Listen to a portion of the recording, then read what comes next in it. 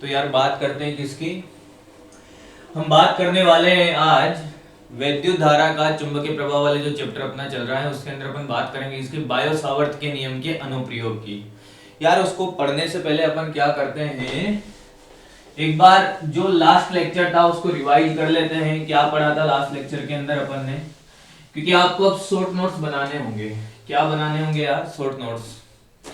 एक कॉपी लेनी है छोटी सी, उसके अंदर आपको क्या करना है, जैसे कि मैं आपको बताऊं कि उस वाले लेक्चर की अगर पूरी कहानी जो 30 से 35 मिनट का लेक्चर होता है उसमें सिर्फ याद रखने वाली बातें यार 5 मिनट की होती है। 5 मिनट की भी नहीं यार, 2 मिनट की बात होती है। जैसे आपसे कहे कि सबसे पहले क्या पढ़ाया, ओरस्टेड का नियम, ओरस्टेड का प्रयोग सिखाया ना। ओरस्टेड का प्रयोग क्या है कि जब किसी चालक तार में धारा प्रवाहित करते हैं तो उसके नीचे रखी चुंबकीय सुई विक्षेपित हो जाती है। तो ओरस्टेड ने निष्कर्ष निकाला कि धारा प्रवाहित करने से उस चालक तार के चारों तरफ एक क्षेत्र उत्पन्न होता है जिसको हम बच्चा क्या बोलते हैं, चुंबकीय क्षेत्र बोलते हैं। क्या बोलते हैं? चुंबकीय क्षेत्र।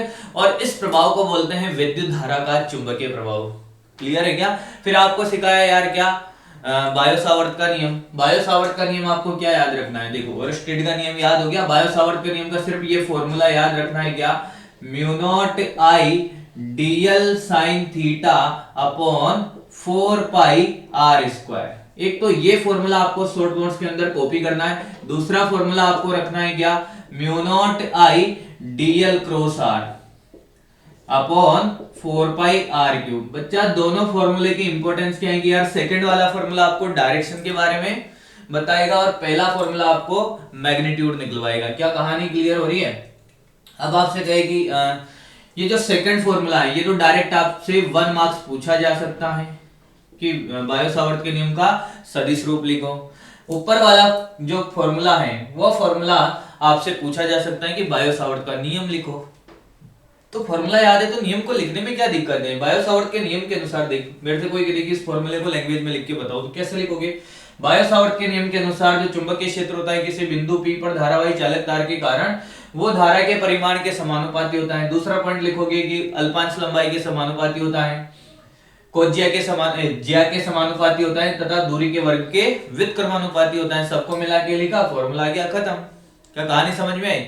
बस 2 मिनट में आप पूरा का पूरा लेक्चर पढ़ सकते हो। देख लो 2 मिनट ही हुए अभी मेरे को बोलते हुए, यानी कि पिछले लेक्चर की जो पूरी कहानी है वो सिर्फ 2 मिनट की थी। जब बच्चा पहली बार पढ़ता है तो यार टाइम लगता है, बाद में अगर एक स्मार्ट तरीके से आप पढ़ोगे तो ऐसा नहीं है कि यार बहुत ज्यादा पढ़ना होगा। एक बार वीडियो लेक्चर देखो, हैंड रिटन नोट्स बनाओ, उसके बाद जैसे अभी मॉर्निंग में, अभी इवनिंग के अंदर चल रहा है ना अपना लेक्चर दोपहर में, आप क्या करो सोने से पहले एक बार क्या करो शॉर्ट नोट्स बना लो और तैयार कर लो, ताकि जैसे अगला लेक्चर आए क्या होगा, आपको याद होगी चीजें। आज अपन पढ़ने वाले हैं बायो सावर्त के नियम के अनुप्रयोग।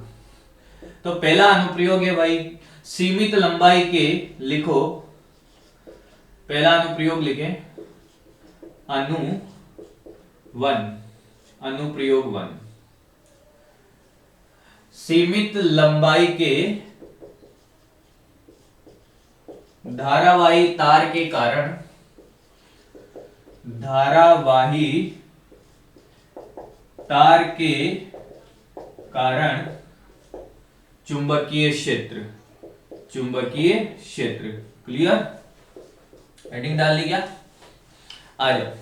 सीमित लंबाई के धारावाही चालक तार के, सीमित लंबाई के धारावाही तार के कारण चुंबकीय क्षेत्र। देखो क्या है, दिखाई दे रहा है ना यहां तक? बढ़िया, अरे वाह।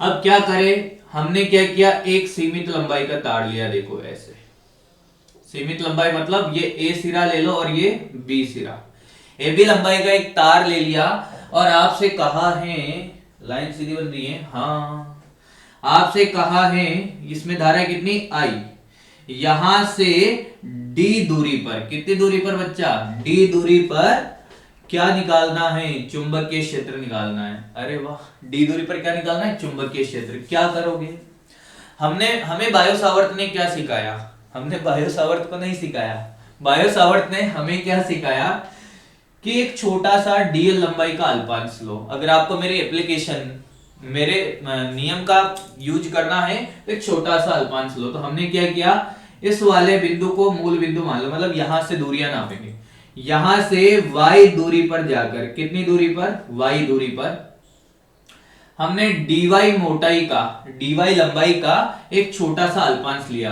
कितनी मोटाई का, dy। ये dy बहुत छोटा होता है, याद है 0.00001 अवकलन समाकलन में पढ़ाया होगा। dy लंबाई का अल्पांश लिया, ओके। तो यहां से इस dy लंबाई की जो दूरी होगी बिंदु P से, उसको क्या बोलते थे हम, r। याद आ रहा है कुछ? अगर ये एंगल थीटा है, ये एंगल थीटा है, तो ये 90 हो जाएगा, और ये कितना हो जाएगा, 90 माइनस थीटा। आया क्या? मुझे बताओ ये एंगल कितना होगा, जल्दी बताना भाई। ये एंगल होगा बेटा 180 में से कितना माइनस कर दो, 90 माइनस थीटा, तो ये हो जाएगा 90 प्लस थीटा। दिखाई दे रहा है सबको? कितना हो जाएगा, 90 प्लस थीटा। बहुत ज्यादा छोटा लिख दिया क्या? चलो यहां लिख देता हूं 90 प्लस थीटा। कोई दिक्कत? अच्छा, अब क्या करें, बायो सावर्त के नियम से यहां लिखते हैं, बायो सावर्त के नियम से। लो भाई, बायो सावर्त का नियम लिख दो, dv बराबर म्यू नॉट आई dl साइन थीटा अपॉन 4 पाई r स्क्वायर।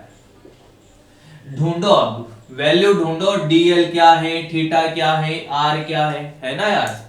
चलो भाई मुझे बताओ थीटा कितना होगा यार, थीटा कितना होगा, बोलो भाई थीटा कितना? यार थीटा थीटा है, याद है थीटा क्या होता था? थीटा होता था dl की दिशा और r की दिशा के बीच का कोण। r तो ये रहा, और dl की दिशा कहां है, ये रही। dl की दिशा क्या होती है, जो धारा की दिशा होती है, यानी कि ये कोण क्या है अपना, थीटा है। तो यहां पर वैल्यू डालेंगे db म्यू नॉट आई, dl किसके बराबर है, dy के। किसके बराबर, dy के। और ये हो जाएगा साइन 90 प्लस थीटा अपॉन क्या, 4 पाई r स्क्वायर। यहां तक कोई दिक्कत? बोलो भाई, नहीं है क्या? आगे देखो, इसको ऐसे लिख सकता हूं क्या, म्यू नॉट आई dy cos थीटा अपॉन क्या, 4 पाई r स्क्वायर। आ रही है बात समझ में? अरे वाह। अब क्या करें, अब हमें करना होगा क्या, कुछ मैथमेटिकल कैलकुलेशन छोटी मोटी। देखो यहां जगह है ना, यहां पे कर देंगे अपन सारी कैलकुलेशन यार। इस वाले पॉइंट को यहां लिख देता हूं। देखो आप एक समकोण त्रिभुज देख रहे होंगे, ये इस वाले समकोण त्रिभुज में बेटा cos थीटा निकालो। समकोण त्रिभुज में cos थीटा बोलो। ये जो समकोण त्रिभुज है, समकोण त्रिभुज में cos थीटा बोलो भाई। cos थीटा होता है आधार बटे कर्ण, यानी कि d बाई r। तो r हो गया बेटा d सेक थीटा। नहीं आया क्या? अरे r इधर गया, 1 अपॉन cos थीटा को क्या लिख दिया मैंने, सेक थीटा। और बोलो कि सर्टेन थीटा भी निकालो। समकोण त्रिभुज में ये छोटी सी मैथमेटिकल कैलकुलेशन आपको रखनी है। समकोण त्रिभुज में tan थीटा बोलो। tan थीटा हो जाएगा बच्चा क्या, y बाई डी, लंब बटा आधार, लंब बटा आधार। यहां तक भी दिख रहा है, तो y इक्वल टू हो गया d tan थीटा। यहां तक कोई दिक्कत है क्या? एक बार देख लो आराम से, ताकि मैं आगे बढ़ूं फिर। क्लियर? यहाँ भी जगह है, पीछे वाली जगह को यूज नहीं किया, कोई दिक्कत नहीं यार। y चाहिए या dy चाहिए? dy चाहिए हमें, तो r आ गया, dy नहीं आया। ये जो y बराबर d tan थीटा है, y बराबर क्या है, d tan थीटा। यहाँ देखो दिखाई दे रहा है ना, यहाँ तक मैं नहीं दिखूंगा बस। y इक्वल टू आया d tan थीटा बच्चा। कितना आया, d tan थीटा। मैं ऐसा करता हूँ, इस पूरे को यहाँ लिख देता हूँ, नहीं तो कहोगे पता नहीं कहां से कहां लिखते रहा है। क्या करें, समकोण त्रिभुज में देखो, यहां देख बच्चे, समकोण त्रिभुज में tan थीटा बराबर क्या, y by D, y equal to d tan theta. बोलो dy बाई डी थीटा। एक बार थीटा के सापेक्ष अवकलन कर दो तो ये हो जाएगा d सेक स्क्वायर थीटा। अरे tan थीटा का कितना होता है, d सेक स्क्वायर थीटा। नहीं आया क्या? आया। तो dy हो गया बच्चे d sec square theta d theta. यार dy भी निकाल लिया, अरे वाह। dy निकाल लिया, d भी निकाल लिया, क्या कहानी क्लियर है? मान रखो, मान रखने पर। अब अगली स्टेप है मान रखने पर। डेरिवेशन कैसे करना है, पहले ये डायग्राम बनाना है, और ये मैथमेटिकल कैलकुलेशन आप कहीं पर भी कर सकते हो, ऐसा कोई जरूरी नहीं है कि बीच में करो। ये मैथमेटिकल कैलकुलेशन करने के बाद वैल्यू रखेंगे कहां पर, यहां पर जगह है, बिल्कुल है, एक बार यही रख दो मान। देखो mu naught I, d y की जगह क्या रखने वाले हैं, d sec square theta d theta upon, साथ में कौन चल रहा है, कोस थीटा भी, upon 4 pi d square sec square theta. आया नहीं यार, ये देखो d square sec square theta हो जाएगा, इसने इसको मार दिया, इसने भी इसको मार दिया, और बचा क्या, एक डी से एक डी बच गया। आया क्या, यहां तक क्लियर है। अब नीचे नहीं दिख रहा होगा, यहां तक दिख रहा है ना, ठीक है। अब क्या करें अपन, यहां पर रखते हैं, यहां पर कितनी जगह है, यहां तक, हाँ आ जाएगा। तो डी भी हो गया बेटा mu naught I upon 4 pi D, और ये क्या, कॉस थीटा और डी थीटा। इंटीग्रेट कर दो दोनों तरफ, यानी कि सांप लगा दो, क्या लगा दो, सांप लगा दो भाई। अब जब समाकलन करेंगे अपन तो लिमिट रखनी पड़ेगी। लिमिट किसकी रखनी पड़े, थीटा की, क्योंकि समाकलन थीटा में। अब सुनना, इस वाले सिरे को देखो, नीचे वाले को भी देख लो, ऊपर वाले को देख रहे हो तो नीचे वाले को भी देख लो। ये वाला सिरा बना रहा है कितना एंगल, थीटा 1, कहां से, डी से।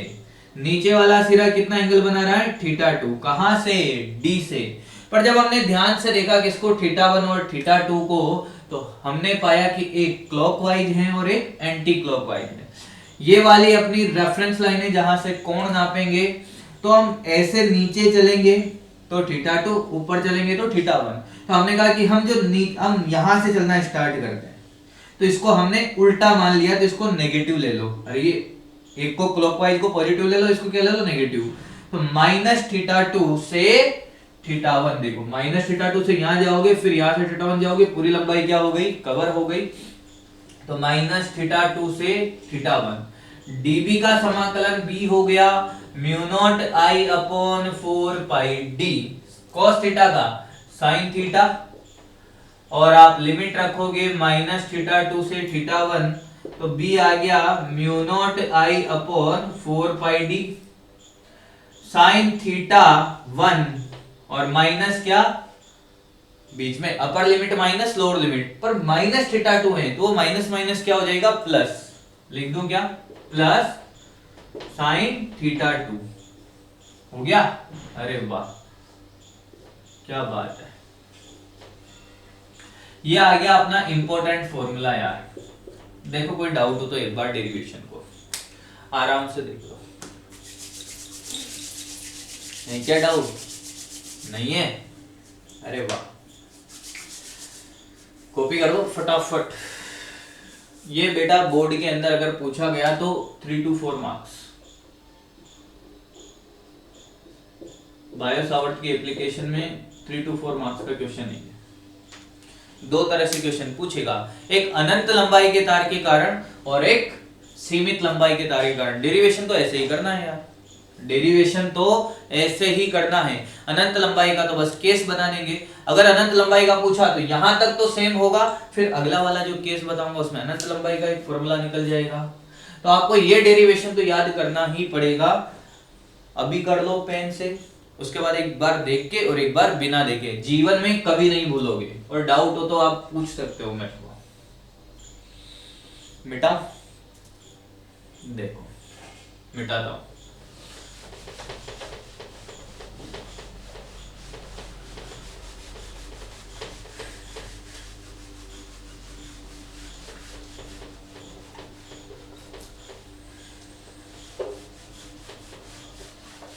अब पढ़ते हैं अपन क्या, अब अपन पढ़ेंगे इसके केस। देखो फॉर्मूला याद कर लो एक बार फटाफट। सीमित लंबाई के तार के कारण जो चुंबकीय क्षेत्र होता है वो कितना होता है, mu naught I upon 4 pi d sine theta 1 sine theta 2। अब फॉर्मूले के कुछ इंपॉर्टेंट पॉइंट है, अगर वो याद नहीं है तो फॉर्मूला याद होते हुए भी कोई न्यूमेरिकल आपसे सॉल्व नहीं होगा। क्या इंपॉर्टेंट पॉइंट है देखो फॉर्मूले के, देखो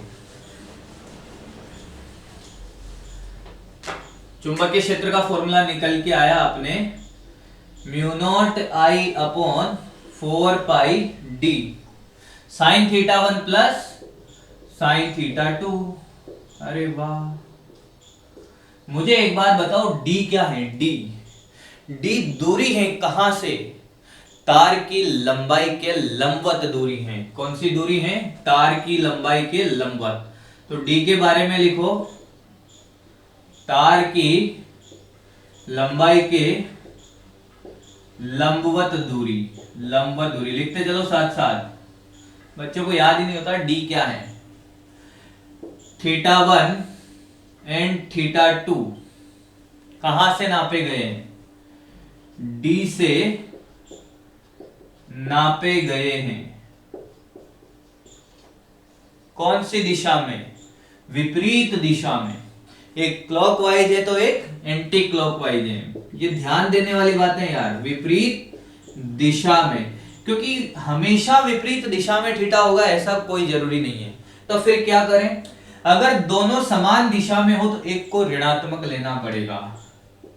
अगर दोनों समान दिशा में हो, समान दिशा में हो तो एक ऋणात्मक होगा, ऋणात्मक होगा। तुम्हें ऐसा नहीं लग रहा विद्युत क्षेत्र में भी ऐसा कोई फॉर्मूले आए थे? सीमित लंबाई के आवेशित तार के कारण विद्युत क्षेत्र, याद आया कुछ? उसमें दो घटक थे विद्युत क्षेत्र के, एक लंबाई के लंबवत होता था, एक समांतर होता था। लंबवत होता था, याद करो, के lambda by D sine theta 1 plus sine theta 2, और समांतर होता था के lambda by d cos theta 2 minus cos theta 1। याद आ रहा है? ये वही है। जिस बच्चे को वो आता होगा, यानी कि वो लेक्चर अटेंड किया होगा अपना, उसको ऐसा लग रहा होगा सेम चीज पढ़ रहा हूं यार। इंपॉर्टेंट पॉइंट भी ऐसे ही थे, याद आ रहा हो तो। नहीं आ रहा हो तो कोई दिक्कत नहीं है, लेक्चर देख लेना इलेक्ट्रोस्टैटिक्स का, मिल जाएगा आपको विद्युत क्षेत्र में। चलिए बात करते हैं किसके? तार की लंबाई के लंबवत दूरी। सारी बातें हो गई। अब केस पढ़ते हैं इनका। ये कॉपी कर लिया क्या? मिटाता हूं मैं। देखो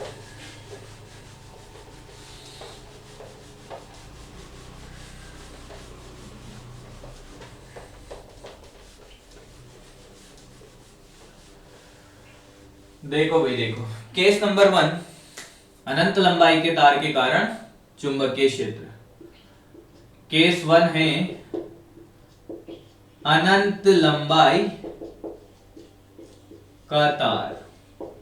अगर तार अनंत लंबाई का हो, बेटा अगर ये पूछ लिया जाए कि अनंत लंबाई के तार के कारण चुंबकीय क्षेत्र क्या होगा, डेरिवेशन इसका वहां तक तो करना ही है, फिर ये भी करना है, तब जाके आपको 3 to 4 मार्क्स देगा वो। अगर जितने भी मार्क्स का पूछा, पूरे में से पूरे मार्क्स तभी मिलने वाले हैं। देखो अनंत लंबाई का क्या मतलब होता है, कौन कौन जानता है अनंत के बारे में? बहुत बड़ा, कितना? इस बोर्ड में भी नहीं आएगा अनंत लंबाई। अनंत लंबाई का मतलब बहुत बड़ा नहीं होता, ये एक कंपैरिजन है। क्या है? कंपैरिजन। मैं कहूं कि चींटी की तुलना में हमारी लंबाई क्या है? अनंत। मैं कहूं कि मेरा हाथ भी अनंत लंबाई का हाथ हो सकता है, अगर मैं ऐसा मानूं कि यहां से एक दूरी पर पॉइंट पी है 0.0000000 10 20 जीरो, उसके बाद 1 सेंटीमीटर, तो दूरी है, उसकी तुलना में हाथ की लंबाई क्या है? अनंत। तो ये वही वाली बातें हैं। अब सुने, अनंत लंबाई के तार को बनाया कैसे जाता है? ऐसे तार बनाते और दोनों सिरों में ऐसे डॉट डॉट लगा देते, मतलब बहुत लंबा है। और यहां से देखो इतनी सी दूरी पर ये डी दूरी है। अब इस तार की लंबाई की तुलना में डी क्या है? बहुत छोटी। अब ये आपका ए सिरा हो गया और ये क्या हो गया? बी। जब आप यहां से इसको मिलाओगे और यहां से भी जब इसको मिलाओगे तो आपको ऐसा नहीं लगता ये लगभग 90 के बराबर है? और ये भी किसके बराबर है? 90 के। थीटा 1 और थीटा 2 एंगल किसके बराबर आ रहे हैं? लगभग देखो 90 डिग्री है। आया? अब देखो, ये तो मैंने तुम्हें फील कराया कि थीटा 1 थीटा 2 90 कैसे होता है, पर एक्चुअल जो डायग्राम होता है अनंत लंबाई के तार का, वो किताबों में ऐसे बना होता है। तुम्हें समझ में आएगा क्या कि ये छोटा सा तार बना दो और ये अनंत लंबाई, नीचे भी अनंत लंबाई, यहां से कितनी दूरी? डी दूरी, और ऐसे समांतर रेखा बना दो, बस। ये हो गया थीटा 1 90, यहाँ पे थीटा 2 भी कितना हो गया? 90। तो अनंत लंबाई के तार के कारण थीटा 190, थीटा 2 भी 90 आया क्या। फॉर्मूले में वैल्यू डालो साइन 90 प्लस साइन 90 कितना 2 से 4 गए 2 टाइम, तो फॉर्मूला आ गया mu naught I upon 2 pi D. Most important formula जो आपको याद होना चाहिए रात के 2 बजे भी। नहीं आया क्या? चाको अनंत लंबाई का तार खत्म। अब करते हैं अर्ध अनंत लंबाई का तार। क्लियर है क्या? शॉर्ट नोट्स के अंदर कॉपी करना है इसको, इसको, इसको। अगला है अर्ध अनंत लंबाई का तार। अर्ध अनंत लंबाई का तार। दूसरा है अर्ध अनंत लंबाई का तार। देखो ऐसे, ये ए सिरा और ये बी सिरा, धारा प्रवाहित कर दूं ना, हाँ। और पॉइंट पी यहां पर है, कितनी दूरी पर है? डी दूरी पर। अब सुनना, बी सिरे से कितना एंगल बनाएगा कि 90। ये वाला पी पॉइंट इस ए से कितना एंगल बनाएगा? यहीं से रेखा जाएगी तो ये रेखा इस रेखा के साथ कितना बनाएगी? 0। थीटा 1 0 और थीटा 2 बच्चा कितना हो गया? 90। तो बी का फॉर्मूले में वैल्यू डालो, ये 0 ये 90, साइन 90 1 साइन 0 0, तो बी हो गया आपने क्या? Mu naught I upon 4 pi D. Mu naught I upon 4 pi D आया क्या? अरे वाह। चलो तीसरा केस पढ़ते हैं बेटा। लो भाई, अब अगर कोई कहे कि अक्ष पर ही हो बिंदु, कहां पर हो? यदि बिंदु P तार की अक्ष पर हो। थर्ड पॉइंट इंपॉर्टेंट है भाई। यदि बिंदु P तार की अक्ष पर हो। कहां हो? अक्ष पर। तार की अक्ष पर कैसे निकालोगे? मान लो कि ये तार है, अब अनंत हो कुछ भी हो, ये ए बी लंबाई का तार और बिंदु P यहां है। हम जानते हैं B बराबर Biot Savart mu naught I D L sine theta upon 4 pi R square. नहीं आया। थीटा कितना? 0। अरे थीटा कितना होगा यहां से? 0। ये बिंदु इससे कितना एंगल बनाएगा? 0 डिग्री। अरे भाई ये दूरी भी आ रही है रही और रेखा भी है रही, तो मैग्नेटिक फील्ड क्या आ गया? 0। तो लिख लें स्टार लगा के कि धारावाही चालक तार की अक्ष पे चुंबकीय क्षेत्र क्या होता है? 0। स्टार लगाओ। धारावाही चालक तार की अक्ष पर चुंबकीय क्षेत्र 0 होता है। 0 होता है। क्या होता है? 0 होता है। क्या कहानी क्लियर? लास्ट केस इसका पढ़ते हैं बच्चा। कितना टाइम? ओहो अभी तो बहुत कम टाइम हुआ है। जल्दी पढ़ा रहा हूं क्या यार? नहीं तो स्पीड तेज तो नहीं लग रही मेरी? नहीं लग रही ना? देखो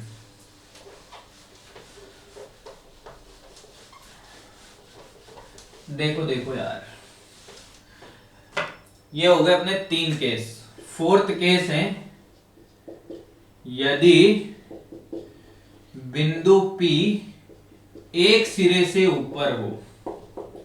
एक सिरे से ऊपर हो। ये लो तार और ये लो बिंदु P, यहां से ऐसे A और B। ये दूरी हो गई क्या? R। ये थीटा 1, ये थीटा 1 और ये थीटा 2। मुझे एक बात बताओ, थीटा 1 थीटा 2 कैसे है? Anti clockwise. तो अगर थीटा 1 को पॉजिटिव लेंगे तो थीटा 2 को क्या लोगे? नेगेटिव। डी किसके बराबर? आर के? नहीं, डी कौन सी थी? तार की लंबाई के लंबवत दूरी। तार की लंबाई तो यहीं तक है, इसको थोड़ा सा ऐसे बढ़ा लो। ये है लंबवत दूरी, ये है डी, और ये डी किसके बराबर होगी? इस आर के क्षैतिज घटक के, यानी कि डी बराबर आर कोस थीटा 1। वैल्यू डालो, आंसर निकालो, खत्म। नहीं आया। बी बराबर mu naught I upon 4πd sine theta 1 minus sine theta 2 और डी की जगह क्या आर कोस थीटा 1। अब बच्चे के दिमाग में क्या डाउट आया, सुनना, इसको ब्रैकेट में बंद कर लो, रटने की जरूरत नहीं, इस वाले फॉर्मूले को अकल लगानी बस, क्योंकि क्वेश्चन में ही पूछा जाएगा। बच्चे के दिमाग में क्या डाउट आया, देखो सर आपने कहा किसी को भी पॉजिटिव नेगेटिव मान लो, मैंने इसको नेगेटिव लिया इसको पॉजिटिव लिया, जब ये अगर मान लो कि पहले ऐसा किया और मान लो आंसर पॉजिटिव आ रहा था, उसने उल्टा माना और उसका आंसर क्या है नेगेटिव। लो सर आपका पॉजिटिव मेरा नेगेटिव, आप तो कह रहे थे आंसर सेम आता है, गधेड़ है ये, क्या पढ़ रहे हैं हम, मैग्नेटिक फील्ड, क्या पढ़ रहे हैं मैग्नेटिक फील्ड, चुंबकीय क्षेत्र। चुंबकीय क्षेत्र क्या होता है सदिश राशि, और सदिश राशि में जो चिन्ह होता है वो सिर्फ क्या बताता है दिशा, और दिशा के लिए तो सिखाया ना यार, आजा आजा बाहर आजा, नहीं सिखाया क्या, पाम लो सिखाया, अरे सिखाया ना, तो ले देख, धारा की दिशा में अंगूठा, बिंदु पी की तरफ उंगलियां, हथेली क्या बताएगी चुंबकीय क्षेत्र की दिशा, तेरी भी वही और मेरी भी वही, तो नेगेटिव पॉजिटिव आने से कोई फर्क नहीं पड़ेगा यार, समझ में आ रही बात। आप साइन से कोई मतलब नहीं है क्योंकि हम वेक्टर क्वांटिटी के साथ डील कर रहे हैं, आपको स्पेशल पॉइंट पता हो और मैग्नीट्यूड निकालो, क्लियर। तो ये खत्म होता है आपका क्या, धारावाही चालक तार के कारण चुंबकीय क्षेत्र निकालना। बायो सावर्त के नियम की जो एप्लीकेशन थी, अभी एक एप्लीकेशन हुई है, अभी 2 एप्लीकेशन और बाकी है, तो वो अपन नेक्स्ट लेक्चर के अंदर पढ़ने वाले हैं। देखते रहो, लिंक को शेयर करते रहो ज्यादा से ज्यादा, बाकी तो आप सब समझदार हैं। Thank you.